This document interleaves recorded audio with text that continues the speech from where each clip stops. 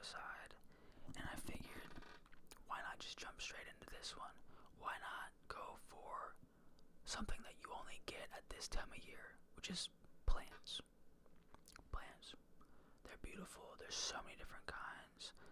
There's a lot of cool things about them. So since my last video did so very well, and I appreciate you guys so much. Thank you very much for watching my last video. If you did, if this is your second ever video of mine, welcome. It's Dakari. I don't have an intro. We don't really do things the typical YouTube way around here. We do like to start off though with a honorary mic stand until I end up getting a real one. We're gonna pretend that one doesn't exist. Today, on brand with the video, we have mini flower pot, flower pot, flower pot, flower pot, flower pot, flower pot. We like it.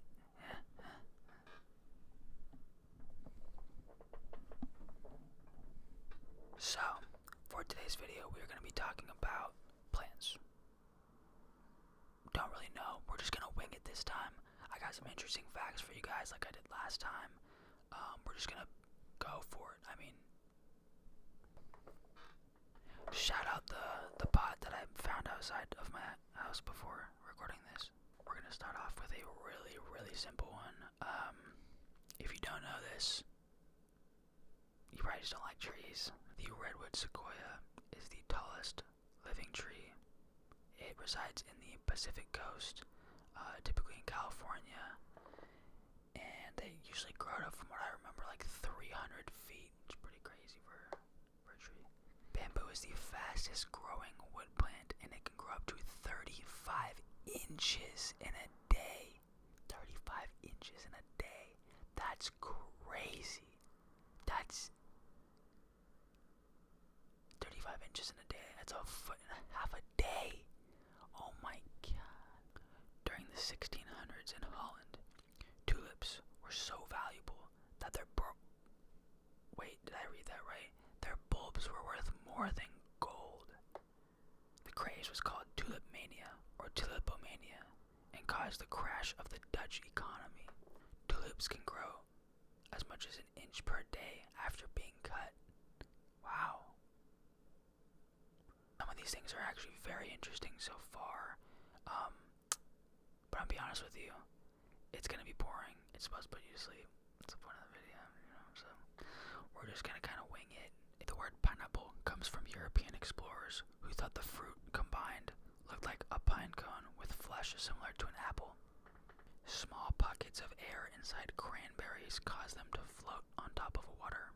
Snapdragon flowers appear to resemble a dragon, and if you squeeze the sides, the dragon's mouth will open and close. The first potatoes were cultivated in Peru about 7,000 years ago. Guys, I'm struggling to find plant facts. I thought this was going to be a lot easier, I'm not going to lie.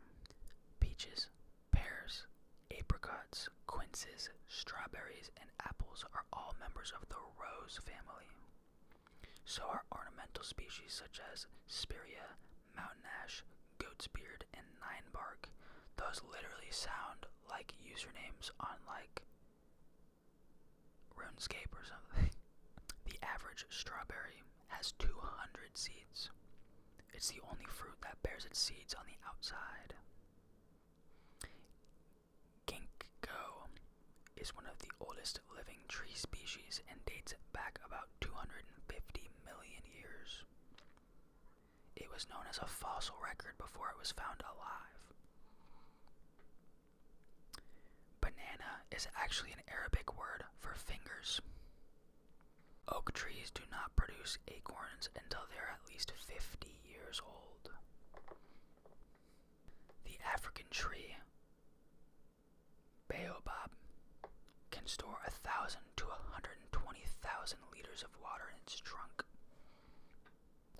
Lightning is known to strike oak trees more than any other tree. It's an unfortunate day to be an oak tree. More than 85% of plant life is found in the ocean. And our oceans are dying, you guys, so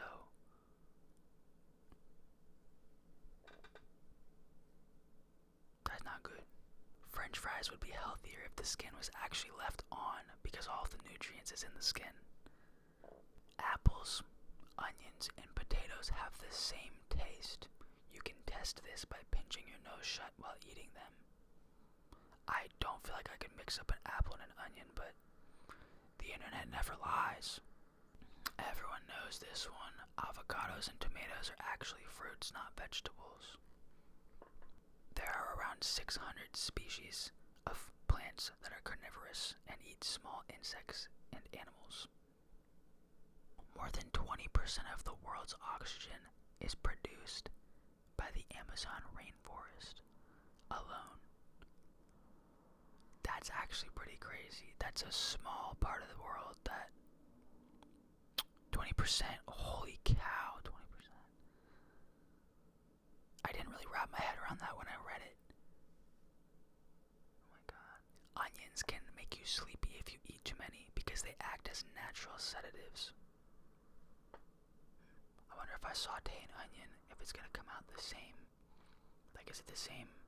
Do you have to eat a raw onion? Or, I don't know. Chemicals released from freshly cut grass can actually act as a great stress reliever. Did you know that dandelions can be eaten whole?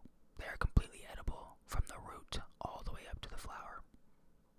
Dry though, very dry. Don't ask why I know that. I found one thing on Reddit that I actually thought was kind of interesting, so we're gonna read just one Reddit thing, and don't quote me on it, but credit where credit's due, it looks pretty legit. And there's not, oh, there is a source, it's sourced, so we'll see. What would you do if everything where you live is out to kill you? Not only the animals, but the weather too. Would you become poisonous? Grow spikes? Grow normal leaves which you drop when it's warm? Figure out a way to store enough energy to get through a heated summer?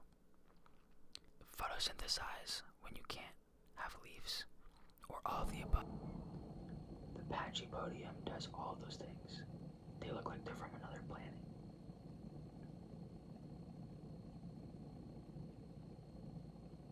That's just a random little one that I found. I actually thought it was going to be more detailed, but they're talking about something else, so whoops. There is a plant that makes tunnels in their enlarged stem system so that ants can live there. They even make little notes where sugar water is released for the ant nursery. That way, ants colonize them and use them as a nest. They keep the plant safe from other insects too, and they take care of it. It is called the Hypnophytum. Struggle there a little bit. Did you know that we obtain 60% of our energy intake from 3 tiny plant species? Our dependency on rice, wheat, and maize leaves us in a precarious position in the face of climate change and the predicted spread of new pests and diseases it will facilitate. Food for thought indeed. Very clever, very clever. Around 30,000 plant species are used in medicine.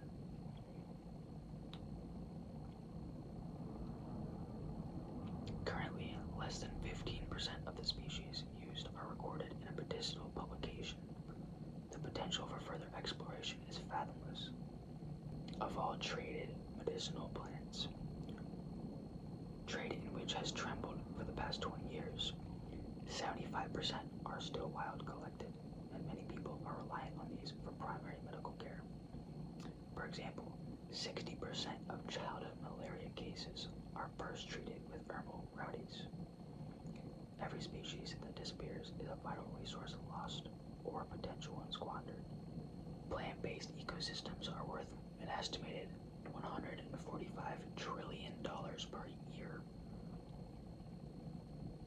That makes a lot of sense, actually. Plants underpin all ecosystems on Earth.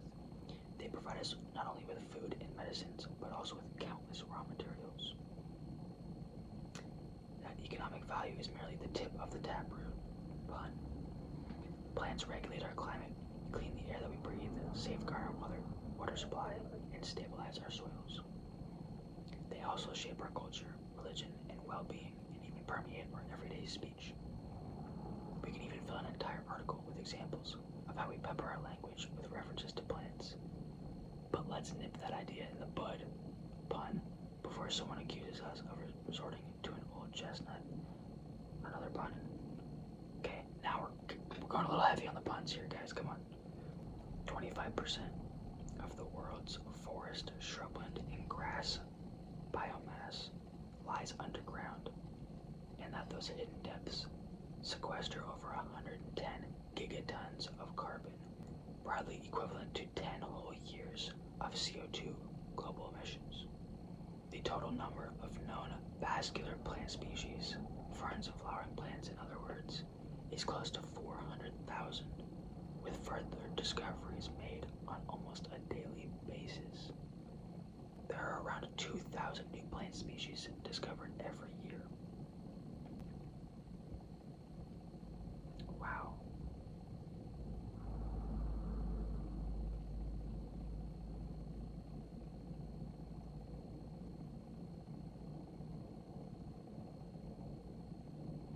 Two in every 5 plant species are threatened with extinction.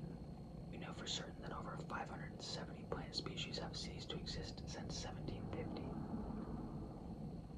Tellingly, that's twice the recorded number of bird, mammal, and amphibian extinctions combined. I got one for you that you probably won't believe unless you read it yourself. Plants talk to each other. For a long time, people believed that plants were simple organisms that used basic forms of intelligence to adapt to their environment. Modern times have taught us, however, that plants are more complex than we could have ever imagined. For instance, science tells us that plants talk to each other. They do this via their roots in a very unique way, by secreting chemicals into the soil. These chemicals, called root exudates, tell every other living thing in the root zone how the plant is doing. Plants recognize their siblings and give them preferential treatment. Biologists have found that plants exhibit competitiveness among strangers of the same species, but they are more accommodating towards their siblings. A study showed that they find root allocation increased when groups of strangers shared a pot, but not when groups of siblings shared a pot. In other words, plants compete with strangers by giving more of their roots to the dirt. But the opposite, when they're with their siblings, they share the dirt. If that makes sense. Plants release distress signals when under stress. The smell of freshly cut grass is actually a plant distress call. Many plants release scents or volatile chemicals when they are released, attracting insects and other animals that can help them escape from a dangerous situation. For instance, when caterpillars feed on a plant, it releases chemicals to attract parasitic wasps that lay eggs inside the caterpillars and kill them. My God, that's so brutal. That's like 2008 King Kong with giant caterpillars. You know what I'm talking about? Sketchy. I'm not gonna lie, this video felt a little rushed. I don't know why. I definitely winged it. I didn't write anything down. I just read it off a bunch of lists that I found. So apologies if it seemed a little all over the place. It might be, especially after editing. But I should be releasing another video soon. You guys can kind of just pretty much expect Sundays. Be on the lookout for more videos. I'm gonna try to get shorts started pretty soon. So we'll see about that. Other than that, the seasons are changing. Get out there. If it's sunny, go enjoy it.